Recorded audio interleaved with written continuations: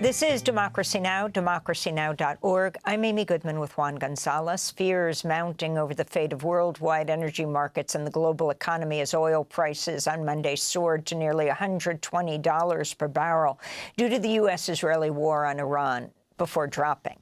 Iranian officials have said no oil would be allowed out of the Middle East until the bombardment cease, with President Trump Monday threatening to hit Iran, quote, 20 times harder if it continues to block the passage of oil tankers in the Strait of Hormuz. In an interview with CBS yesterday, Trump said he's also considering taking over the strait. During a news conference earlier today, Defense Secretary Pete Hegseth made similar threats, saying Iran would be attacked, quote, harder than ever, unquote, if it continues to disrupt the flow of oil through the Strait of Hormuz. Iran has retaliated by targeting energy infrastructure and U.S. military bases across Gulf nations. For more, we go to Washington, D.C., where we're joined by Antonia Juhasz, independent investigative journalist, regular Rolling Stone politics reporter, author of several books on fossil fuel industry, including The Bush Agenda and the Tyranny of Oil. Antonia, you have long reported on wars for oil. Talk about what's happening here. And it doesn't just involve the Gulf. It involves China. It involves oil in Russia and more. Yeah, thank you, Amy, and thank you, Juan. It's good to be with you. I think what we're seeing is just one of the clearest depictions yet of the frailty of a global order that is grounded in fossil fuels. All sides in this war are using fossil fuels as a weapon of war. The Iranians are, of course, retaliating against the Israelis and the Americans by targeting energy infrastructure, by blocking the Strait of Hormuz, by saying we're going to drive up the price of oil and we're going to try to cut off supply to make this an unbearable war for you. The Israelis, backed by the Americans, have retaliated, directly targeting oil depots, directly targeting oil infrastructure. It was the bombing of the oil depots in Tehran, with millions of residents, that has led to this, sort of horrific apocalyptic reality of the bombing of the oil infrastructure, releasing plumes of toxic smoke, rain coming down through the smoke, and then carrying those toxins onto people, onto the environment, into soil, into water. I mean, I have been on this show many times talking about the harms and the toxicity of fossil fuels, reporting from Cancer Alley in Louisiana. Cancer Alley got its name because of the harms associated to people who live near fossil fuel production. This is, that harm on a magnified scale. And as you said in the beginning, also targeting petrochemical complexes. These are, fossil fuel-based facilities as well that turn fossil fuels into petrochemicals. These are massive facilities. And of course, the entire area around Iran and in Iran is an incredibly energy-rich environment that is being targeted for its fossil fuels, and fossil fuels are being used in retaliation. In the initial lead up to and the invasion by Russia of Ukraine, Russia used fossil fuels as a weapon of war in exactly the same way that Iran is doing now.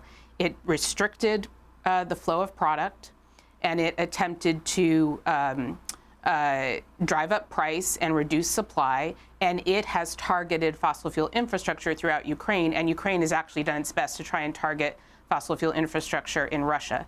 But in response to that invasion, Ukrainians initially put out a call that the world actually picked up, which was, we need to end our reliance on fossil fuels because fossil fuels are fueling the Russians' ability to wage war and Russians' ability to use fossil fuels as a weapon. And around the world, we actually saw a response to that. We saw policies put in place to try and get off of fossil fuels.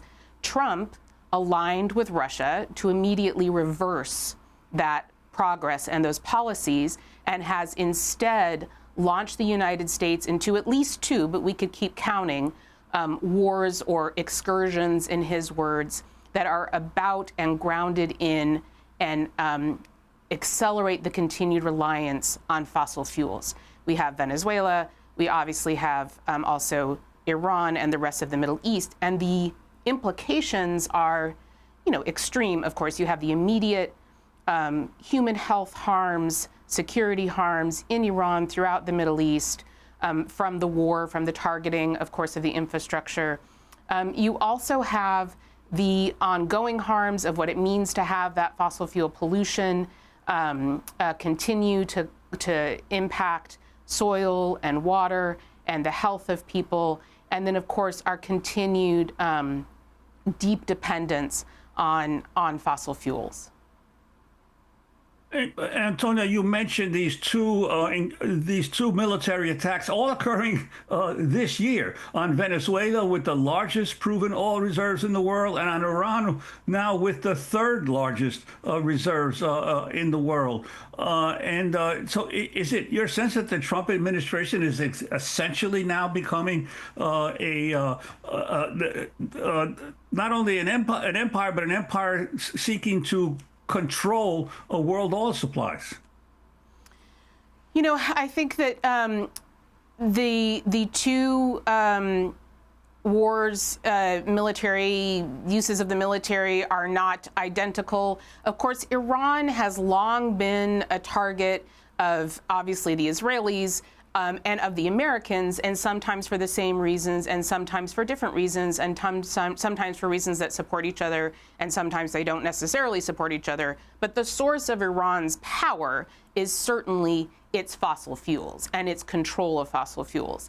And if you want to take those fossil fuels, if you're U.S. oil companies, that's a goal. 10 seconds, Antonia. So, but also, if you want to deflate Iran's power, going after its fossil fuels is one of the key ways to do that. And that's clearly an agenda that's being advanced by this administration. Thanks for watching Democracy Now! On YouTube. Subscribe to the channel and turn on notifications to make sure you never miss a video. And for more of our audience-supported journalism, go to democracynow.org, where you can download our news app, sign up for our newsletter, subscribe to the daily podcast, and so much more.